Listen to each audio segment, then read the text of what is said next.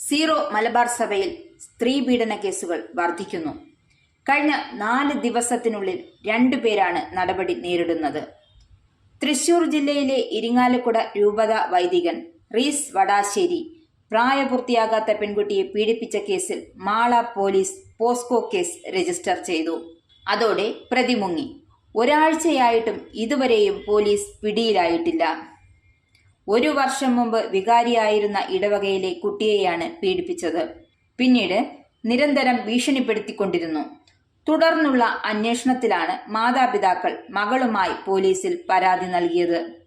രൂപതാ നേതൃത്വം സംരക്ഷണം നൽകുന്നുവെന്ന പരാതി നാട്ടുകാർ ഉയർത്തുന്നുണ്ട്.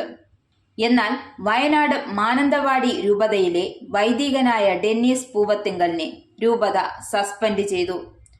ഒരു സ്ത്രീയുമായി ഒരുമിച്ച് താമസിക്കുന്നുവെന്ന തെളിവുകളുടെ അടിസ്ഥാനത്തിലാണ് വൈദിക വൃത്തിയിൽ നിന്നും പുറത്താക്കിയത്. മുൻപ് വിവിധ സാമ്പത്തിക സ്ത്രീ വിഷയങ്ങളിൽ ആരോപണം നേരിട്ടയാളാണ് ഡെന്നീസ്. പ്രമാദമായ റോബിൻ വടക്കുംചേരി പീഡനക്കേസ് ഈ രൂപതയിൽ തന്നെയാണ്. എറണാകുളം അങ്കമാലി രൂപതയിൽ നിന്നും ഒരു ഇടവക വികാരി ആയിരുന്ന വൈദികൻ ലക്ഷങ്ങളുമായി നാടുവിട്ടിട്ട് സഭാ നേതൃത്വം ഇതുവരെയും പ്രതികരിച്ചിട്ടില്ല. അതുപോലെ ഇടപ്പള്ളി പള്ളിയിൽ കൊച്ചച്ചൻ ആയിരുന്ന പ്രിൻസ് തായ്ക്കൂട്ടത്തിൽ വൻ സാമ്പത്തിക ക്രമക്കേട്, സ്ത്രീ വിഷയങ്ങൾ പിടിക്കപ്പെട്ടിട്ട് ഒരു നടപടിയുമില്ല.